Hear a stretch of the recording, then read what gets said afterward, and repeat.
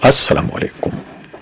पाकिस्तान में इस वक्त शाम के 7, भारत में 7:30 और यहाँ हमारे स्टूडियोज की घड़ियों में सुबह के 10 बज रहे हैं। वॉइस ऑफ अमेरिका वाशिंगटन की उर्दू सर्विस से हमारी बाकायदा नशरियात का आगाज होता है।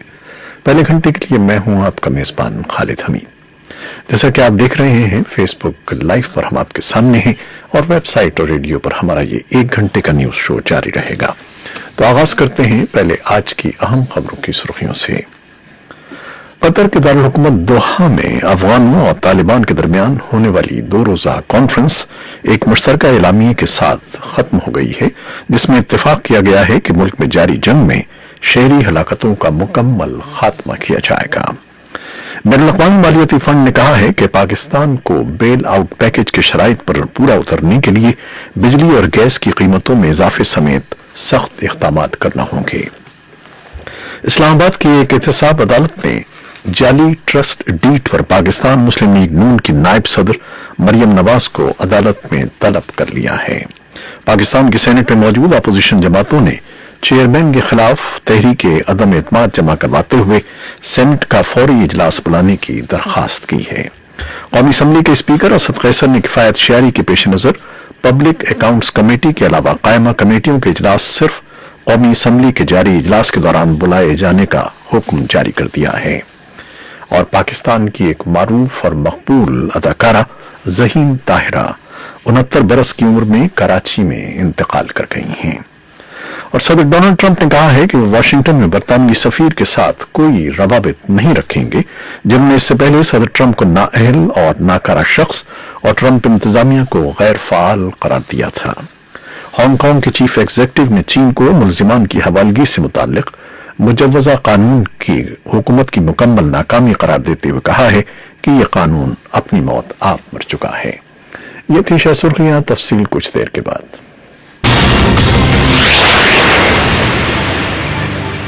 और अब खबरें तफसील के साथ। कतर के दारुल हुकूमत दोहा में अफगानों और तालिबान के दरमियान होने वाली 2 रोज़ा कॉन्फ्रेंस एक मुश्तरका एलामिये के साथ खत्म हो गई है, जिसमें इत्तेफाक किया गया है कि मुल्क में जारी जंग में शहरी हलाकतों का मुकम्मल खात्मा किया जाएगा और स्कूलों, मजहबी दरसगाहों, हस्पतालों, बाजारों, आबी डैमों और दूसरे काम करने की जगहों को निशाना नहीं बनाया जाएगा। 8 निकाती करारदाद में यह भी मुतहारिफ फरीकों से कहा गया कि वो बुजुर्गों, माजूरों और बीमारों को फौरी तौर पर जेलों से गैर मशरूत तौर पर रिहा कर दें। अफगान वजारत खारजा ने इस करारदाद का खैर मकदम किया है। नायब वजीर खारजा इदरीस जमान ने अखबारी नुमाइंदों को बताया कि इस मुश्तरका एलानी में कुछ मुस्बत निकात हैं जिनका हम खैर मकदम करते हैं और ये अफगान हुकूमत और तालिबान के दरमियान बातचीत शुरू करने के लिए मुस्बत कदम है। एलामी में खासतौर पर अक़वाम मुत्तहिदा, इलाके के ममालिक, अमरीका और इंट्रा अफगान कॉन्फ्रेंस में मुज़ाकरात का एहतमाम करने और तनाज़े के हल के लिए इक़दाम करने वालों की कोशिशों को सराहा गया और इस उम्मीद का इजहार किया गया कि अफगानिस्तान में हकीकी क़याम अमन के लिए ये तमाम फरीक मुस्बत किरदार अदा करते रहेंगे। अफगान मुफाहिमत के लिए अमरीकी मंदूब ज़ल्म खलीलजाद ने भी अफगानों के दरमियान दोहा कॉन्फ्रेंस का कामयाब इनेकाद का खैर मकदम किया है। एक ट्वीट में उन्होंने कॉन्फ्रेंस के शुराका, अफगान हुकूमत के सीनियर ओहदेदारों और तालिबान को एक मुश्तरका मकसद हासिल करने में मुबारकबाद दी है। तालिबान के 17 रुकनी वफ्द के सरबराह शेर मोहम्मद अब्बास सातनिकज़ई ने कहा है कि कॉन्फ्रेंस में मुख्तलिफ मकातिब फिक्र के नुमाइंदों ने शिरकत की जो काबिल तहसीन है। उन्होंने वॉइस ऑफ अमेरिका की नुमाइंदा आयशा तंजीम को बताया कि हर शख्स ने अपना नुक्ते नजर बयान किया और अपनी जाती हैसियत में तबादला ख्याल किया, लेकिन हम उस आखिरी मुआहदे के पाबंद होंगे जिसमें बैनुल-अक़वामी ज़ामिनों के सामने अमरीकी फौजों के इनखला के प्रोग्राम पर दस्तखत होंगे और उसके बाद हम इंट्रा अफगान मुज़ाकरात करेंगे जिसमें फायरबंदी समेत तमाम अफगान उमूर पर बातचीत होगी। बैनुल-अक़वामी मालियाती फंड IMF ने कहा है कि पाकिस्तान को बेल आउट पैकेज के शराइत पर पूरा उतरने के लिए बिजली और गैस में की कीमतों में इजाफे समेत सख्त इक़दाम करना होंगे। आलमी मालियाती फंड ने पाकिस्तान के बारे में जारी अपनी ताज़ा रिपोर्ट में कहा है کہ حکومت پاکستان گیس اور بجلی کے شعبے میں خسارے کم کرے گی اور بجلی اور گیس کی قیمت میں اضافہ کر کے وصولیوں کے نظام کو بہتر بنائے گی۔ IMF کے ساتھ طے شدہ معاہدے کے تحت اگلے مہینے یعنی اگست میں بجلی اور گیس کی قیمتوں میں اضافہ بھی کیا جائے گا۔ عالمی مالیاتی فنڈ نے اپنی رپورٹ میں مزید کہا کہ پاکستان کے مجموعی بیرونی قرضوں کی مالیت 85.48 ارب ڈالر ہے اور پاکستان نے سب سے زیادہ قرض چین سے لیا ہے۔ چین سے لیے گئے دو طرفہ اور کمرشل قرضوں کا حجم 21.89 ارب ڈالر ہے۔ اسلام آباد کی ایک احتساب عدالت نے جعلی ٹرسٹ ڈیڈ پر پاکستان مسلم لیگ کی نائب صدر مریم نواز کو عدالت میں طلب کر لیا ہے۔ احتساب عدالت کے جج محمد بشیر نے ایون فیلڈ ریفرنس میں جعلی ٹرسٹ ڈیڈ پر مریم نواز کو نوٹس جاری کرتے ہوئے 19 جولائی کو طلب کیا ہے۔ اور پاکستان کے سینٹ میں موجود اپوزیشن جماعتوں نے چیئرمین کے خلاف تحریک عدم اعتماد جمع کرواتے ہوئے سینٹ کا اجلاس فوری بلانے کی درخواست کی ہے۔ تاہم نئے چیئرمین سینٹ کے امیدوار پر اپوزیشن جماعتیں تاحال کسی اتفاق پر نہیں پہنچ سکی ہیں۔ ایوان بالا کے چیئرمین کو ہٹانے کا فیصلہ 26 جون کو اپوزیشن کی کثیر الجماعتی کانفرنس میں مشترکہ طور پر کیا گیا تھا۔ قومی اسمبلی کے اسپیکر اسد قیصر نے کفایت شعاری کے پیش نظر پبلک اکاؤنٹس کمیٹی کے علاوہ قائمہ کمیٹیوں کے اجلاس صرف قومی اسمبلی کے جاری اجلاس کے دوران بلانے کا حکم جاری کر دیا ہے۔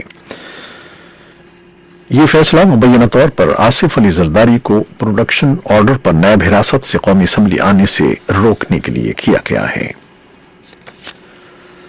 لگ بھگ 62 سال قبل 1957 میں شائع ہونے والے ناول پر بنائے گئے ڈرامے سیریل خدا کی بستی میں مرکزی کردار ادا کرنے والی ذہین طاہرہ 69 برس کی عمر میں کراچی میں انتقال کر گئی ہیں۔ وہ پاکستان کی ٹیلی ویژن ڈرامہ انڈسٹری کی ایک بڑی آرٹسٹ کے طور پر پہچانی جاتی تھیں۔ ذہین طاہرہ کی پہچان بننے والا ڈرامہ خدا کی بستی 1969 کے بعد 1974 میں دوبارہ ٹیلی کاسٹ ہوا اور مقبولیت کے تمام ریکارڈ توڑتا ہوا 1990 میں ایک بار پھر پاکستان ٹیلی ویژن پر نشر کیا گیا۔ ٹی وی انڈسٹری کے لوگوں کا ماننا ہے کہ ایسی مقبولیت شاید ہی کسی اور ڈرامہ سیریل کو میسر آئی ہوگی۔ امریکہ کے صدر ڈونلڈ ٹرمپ نے کہا ہے کہ وہ واشنگٹن میں برطانوی سفیر کے ساتھ کوئی روابط نہیں رکھیں گے جنہوں نے اس سے پہلے صدر ٹرمپ کو نااہل اور ناکارہ شخص اور ٹرمپ انتظامیہ کو غیر فعال قرار دیا تھا۔ یہ بھی واضح نہیں ہے کہ امریکہ نے باقاعدہ طور پر برطانوی سفارت خانے کو کوئی خط بھیجا ہے کہ نہیں۔ امریکہ میں برطانیہ کے سفیر کیم ڈیروچ کے خفیہ سفارتی خط منظر عام پر آئے ہیں جن میں انہوں نے امریکی صدر ڈونلڈ ٹرمپ کو نااہل شخص قرار دیا تھا۔ برطانیہ کے اخبار ڈیلی میل میں شائع ہونے والی ان خفیہ سفارتی مراسلوں میں برطانوی سفیر نے صدر ٹرمپ کو نااہل اور ناکارہ لیڈر قرار دیا تھا۔ ہانگ کانگ کے چیف ایگزیکٹو نے چین کو ملزمان کی حوالگی سے متعلق مجوزہ قانون کو حکومت کی مکمل ناکامی قرار دیتے ہوئے کہا ہے کہ یہ قانون اپنی موت آپ مر چکا ہے۔ مجوزہ قانون کے تحت الزامات کا سامنا کرنے والے ہانگ کانگ کے شہریوں اور وہاں مقیم افراد کو چین کے حوالے کیے جانا تھا جہاں ان کے خلاف چینی عدالت میں مقدمات چلائے جا سکتے۔ مجوزہ قانون کے خلاف ہانگ کانگ میں گزشتہ ماہ پرتشدد مظاہرے ہوئے جس کے بعد حکومت نے یہ بل مؤخر کرنے کا اعلان کیا تھا۔ اقوام متحدہ کے جوہری توانائی کے نگراں ادارے نے تصدیق کی ہے کہ ایران یورینیم کی افزودگی کی وہ حد پار کر گیا ہے جو سن 2015 میں بین الاقوامی جوہری معاہدے میں اس پر نافذ کی گئی تھی۔ بین الاقوامی ایٹامک انرجی ایجنسی کا کہنا ہے کہ اس کے انسپیکٹرز نے پیر کے روز تصدیق کی ہے کہ ایران 4.5% کی حد عبور کر گیا ہے اور اس نے 3.67% کی اس حد کی خلاف ورزی کی ہے جو اس پر اس لیے مقرر کی گئی تھی کہ وہ جوہری ہتھیار تیار نہ کرے۔ اور ترکی کی حکومت نے 3 سال قبل ہونے والی ناکام فوجی بغاوت میں ملوث ہونے کے شبے میں مسلح افواج کے مزید 176 افسران اور اہلکاروں کی گرفتاری کا حکم دیا ہے۔ استنبول شہر کے دفتر استغاثہ کے مطابق جن اہلکاروں کی گرفتاری کا حکم دیا گیا ہے وہ تمام حاضر سروس ہیں اور ان پر امریکہ میں مقیم ترک نژاد مذہبی رہنما فتح اللہ گولن کی تحریک سے تعلق کا الزام ہے۔ یہ تھی وہ خبریں جو فیس بک لائیو پر ہم نے آپ کے لیے پیش کی۔ ویب سائٹ اور ریڈیو پر ہمارا یہ 1 گھنٹے کا نیوز شو جاری رہے گا۔ کیمرہ مین فواد الیاس کے ساتھ فیس بک لائیو سے اجازت چاہتے ہیں۔ اللہ حافظ.